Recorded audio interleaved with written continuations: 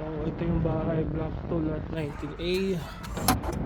Dalawa yung bukasan nito, meron lock dito sa labas, tapos meron din lock sa loob. Yan. Yung gate. So pag nalock ka dun sa labas, pwede mong sundot, ano dito yung kamay. Kasi ang purpose is pagkaalis kayo sa bahay para malak yung gate, kaya mayroong lock dito sa labas. Dalawa yung lock niya. Now ito yung labas niya.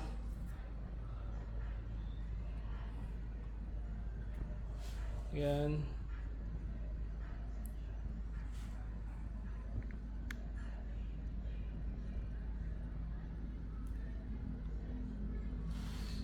May tangke na yan. Tapos nandito rin yung ano sa aircon. Split type niya. Ito yung ano sa tangke, yung mga valve.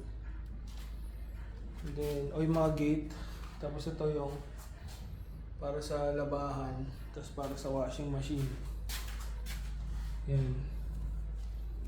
Yung screen, papaayos pa namin. Kailangan ng ayos na to. Then, ito. Itong door niya, sliding to. Sliding sa labas. Tapos sa loob, may screen na. So, wala na problema. Ito yung loob ng bahay. Bagong pintura to.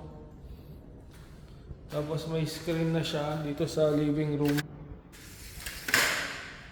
Ito yung living room.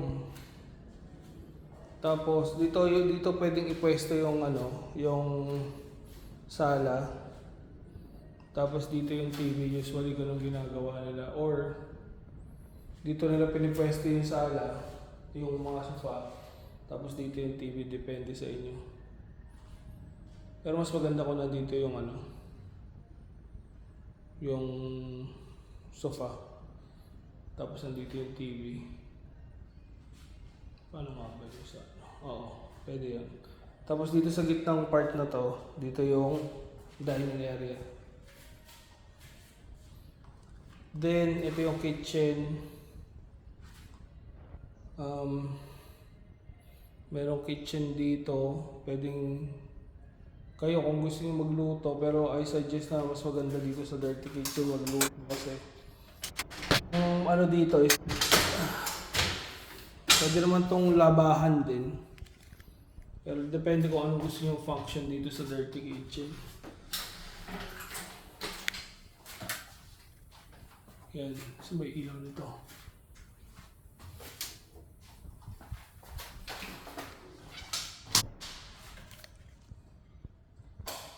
Yan. Dirty kitchen. Tapos dito naman yung CR. Walang ilaw yung CR eh, papalagyan pa ng ilaw. So may shower na to. May shower na siya, merong faucet, inidoro, lavatory, bidet, meron na rin. So yan. Ito yung sa baba.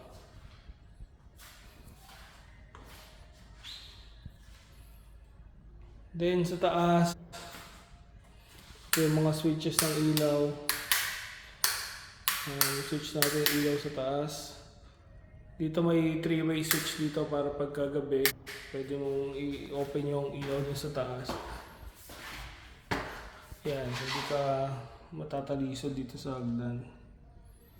Ito yung hagdan niya. Hindi ko alam kung ilang steps to. 1, 2, 3, 4, 5, 6, 7, 8, 9, 10, 11. So, kaya-kaya ng mga senior yan.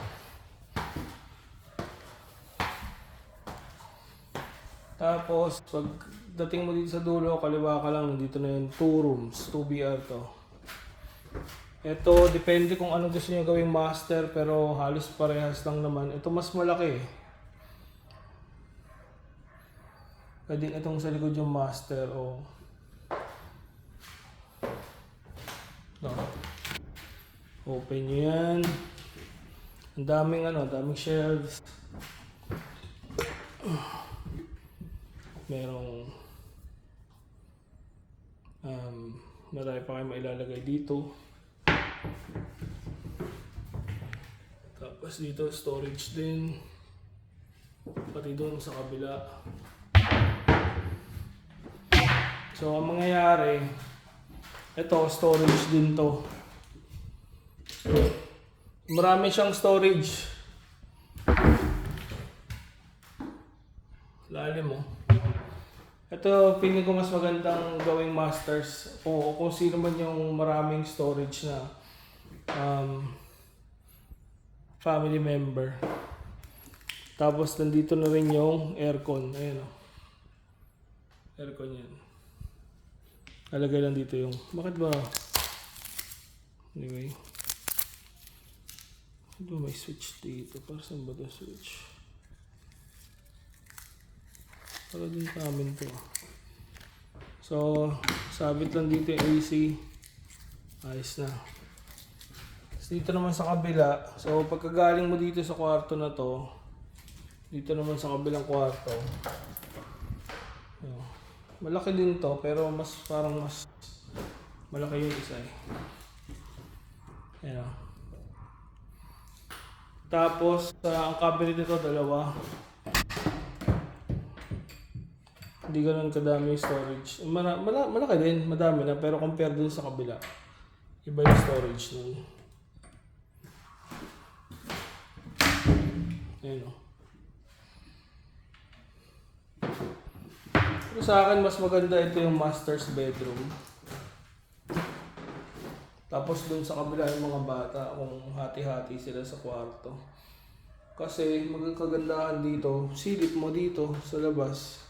Kung sino yung may doorbell dun. Alam mo kung ano nangyayari. Mas controlled mo yung... mas aware ka, mas mamonitor mo yung nangyayari. Compare dito kasi ang makikita mo, likod ng bahay. So pag may nangyayari sa front, hindi mo alam kung anong meron dito. So may grills na yan, kaya secured tong taas. Walang makakapasok. Ito yung isa, may grills na rin yan. No. Then, pag sa mga smokers o gustong mag-relax, mag-chill, mag-kape, pwede dito sa labas. Yan, meron ng charger yan. Pwede ka rin mag-laptop dyan. Ito, may outlet na dito. Pwede ka mag-laptop habang nagkakape o nag-yosi. Tapos kita mo yung sa baba. Yan, basically yun lang. Yan yung bahay.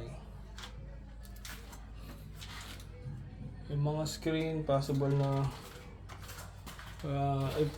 ito okay pa yung screen dito sa taas eh. Pero yung dito sa baba, sigurado pa paayos na yun. So yun.